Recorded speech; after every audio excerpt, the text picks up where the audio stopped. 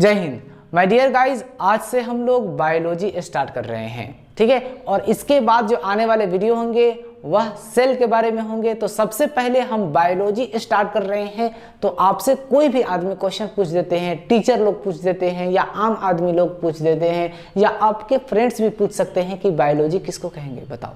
तो आप क्या बताइएगा, बायोलॉजी के जनक कौन है? आपको पता होना चाहिए ना।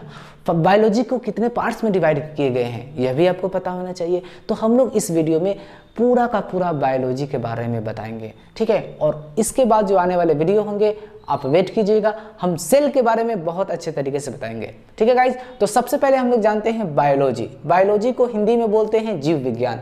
तो बायोलॉजी किसको कहते हैं? याद, सजीवों का अध्ययन। सजीव का मतलब हो गया गाइज प्लांट्स और एनिमल्स। एनिमल्स में याद रखिएगा हम लोग भी आ जाएंगे, ठीक है। और इसी के अध्ययन करने को हम यानी कि स्टडी करने को क्या कहते हैं? जीव विज्ञान कहते हैं, यानी कि बायोलॉजी कहते हैं। क्लियर, आपको पता चल गया। सजीवों का अध्ययन यानी कि इस अर्थ पर जितने भी प्लांट्स हैं और एनिमल्स हैं उसके बारे में अध्ययन करने को यानी कि स्टडी करने को ही हम जीव विज्ञान कहते हैं, यानी कि बायोलॉजी कहते हैं। हो गया, सिंपल सा डेफिनेशन है, ठीक है। तो आपसे अगर कोई पूछे कि बताइए बायोलॉजी किसको कहते हैं, तो क्या बोलिएगा? सजीवों का अध्ययन ही बायोलॉजी कहलाता है। बस पता चल गया।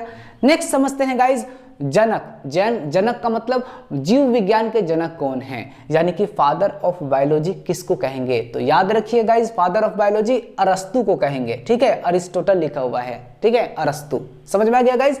तो फादर ऑफ बायोलॉजी यानी कि जीव विज्ञान के जनक कौन है? तो अरस्तु हैं। समझ में आ गया गाइज, क्या है? अरस्तु हैं। क्लियर, आपको पता चल गया। नेक्स्ट समझते हैं गाइज जीव विज्ञान। तो जीव विज्ञान को कितने पार्ट्स में डिवाइड किए गए हैं? तो जीव विज्ञान को 2 पार्ट्स में डिवाइड किए गए हैं, ठीक है। फर्स्ट है आपका जूलॉजी और सेकंड क्या है गाइज? बोटैनी। समझ में आ गया। अब जूलॉजी किसको कहेंगे? तो याद रखिएगा जंतुओं का अध्ययन ही जूलॉजी कहलाता है, ठीक है। आप किसी से भी पूछिए ना, अपने फ्रेंड से पूछिए, किसी भी आदमी से पूछिए कि बताइए जूलॉजी किसको कहते हैं, तो याद रखिएगा जंतुओं का अध्ययन का मतलब हो गया गाइज इस अर्थ पर जितने भी एनिमल्स हैं उसमें ह्यूमन बीइंग भी आ जाएंगे, ठीक है। और इसी को अध्ययन करने को यानी कि स्टडी करने को जूलॉजी कहते हैं। समझ में आ गया।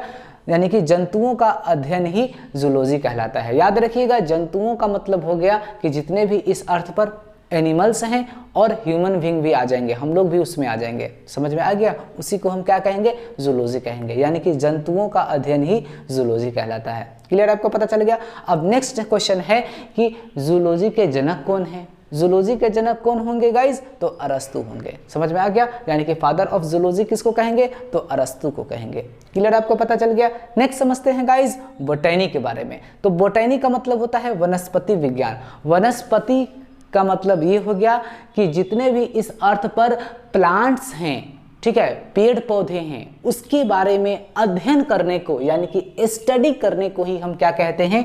बोटैनी कहते हैं।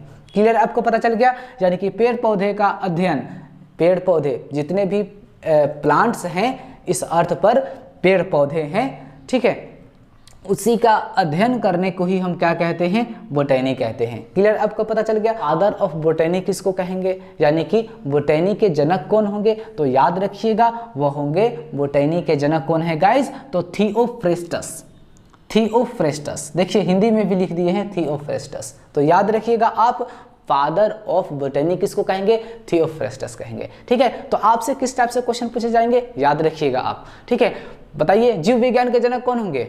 जीव विज्ञान के जनक कौन होंगे गाइस? तो अरस्तु होंगे, ठीक है। याद रखिएगा जीव विज्ञान के जनक अरस्तु होंगे। जीव विज्ञान किसे कहते हैं? तो सजीवों का अध्ययन ही जीव विज्ञान कहलाता है। जीव विज्ञान को कितने पार्ट्स में डिवाइड किए गए हैं? तो आपको याद रखना होगा जीव विज्ञान को 2 पार्ट्स में डिवाइड किए गए हैं, जूलॉजी और बोटैनी, ठीक है। आपसे कोई पूछे कि जूलॉजी के जनक कौन है? तो याद रखिएगा जो जीव विज्ञान के जनक है वही क्या है? जूलॉजी के भी जनक है, यानी कि अरस्तु ही हैं। समझ में आ गया।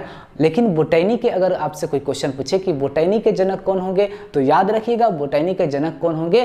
थियोफ्रेस्टस। थियोफ्रेस्टस हिंदी में भी लिखा हुआ है। समझ में आ गया।